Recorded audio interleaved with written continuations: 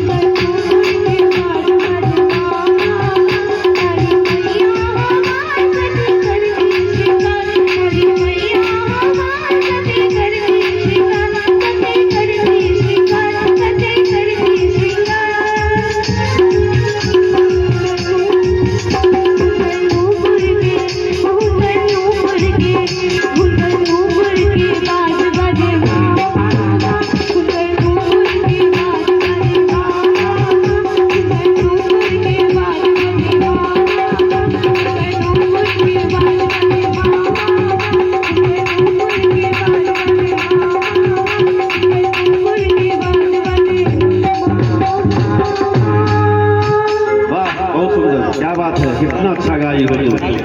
और एक बात बता दिए बच्चा के जे जिनकर भी बच्चा हो आकृति साहब क्या बात है, इनका नाम थे राजू जी, पप्पा के नाम कहो ना, पवन कुमार, सोहन कुमार राजू सचिन। हम धन्यवाद दी सोहन जी यहाँ के बगिया में इतने सुंदर फूल खिला जा रहा है संगीत के।